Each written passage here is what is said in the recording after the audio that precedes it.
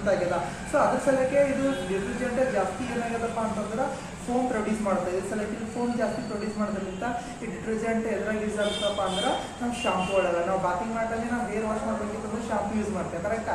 ಈ ಶಾಂಪೂ ಎದ್ರಲ್ಲಿಂದ ಆಗಿರ್ತಪ್ಪ ಅಂತಂದ್ರೆ ಡಿಟರ್ಜೆಂಟ್. ಯಾಕೆ ಡಿಟರ್ಜೆಂಟ್ ಆಗಿರ್ತಪ್ಪ ಅಂದ್ರೆ ಇದ್ರಾಗ ಏನಾಗುತ್ತೆ ಹಾರ್ಡ್ ವಾಟರ್ ಜೊತೆ ರಿಯಾಕ್ಟ್ ಆಗಿ ನಮ್ಮ ಫೋಮ್ ಜಾಸ್ತಿ ಪ್ರೊಡ್ಯೂಸ್ ಮಾಡುತ್ತೆ. ಅದ್ರ ಸಲಕ್ಕೆ ಏನಾಗ್ತಪ್ಪ ನಮ್ಗೆ ಇಲ್ಲಿ ಶಾಂಪೂ ಯೂಸ್ ಮಾಡ್ತೇವೆ. ಬಟ್ ನಾವು ಸೋಪ್ ಯಾಕೆ ಯೂಸ್ ಮಾಡಲ್ಲಪ್ಪ ಅಂದ್ರೆ ನೀವು ಆಲ್ರೆಡಿ ನೋಡಿರ್ಬೋದು ಸೋಪ್ ಏನು ಮಾಡುತ್ತೆ ಯಾವುದೇ ರೀತಿಯ ಫೋಮ್ ಪ್ರೊಡ್ಯೂಸ್ ಆಗಲ್ಲ.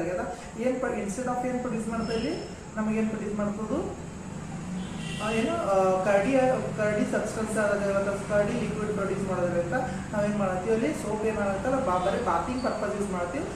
ಹೇರ್ ವಾಶ್ ಎಲ್ಲ ಯೂಸ್ ಮಾಡೋದಾಗಿದೆ ಯಾವುದು soap solution. Instead of that ಏನು ಮಾಡ್ತೀವಿ ಶಾಂಪು. ಯಾಕೆ ಶಾಂಪು ಅದ್ರಾಗ ಏನು ಮಿಕ್ಸ್ ಇರುತ್ತೆ ಡಿಟರ್ಜೆಂಟ್ ಏನಾಗುತ್ತೆ ಫೋಮ್ ಪ್ರೊಡ್ಯೂಸ್ ಮಾಡುತ್ತೆ ಅಂತ.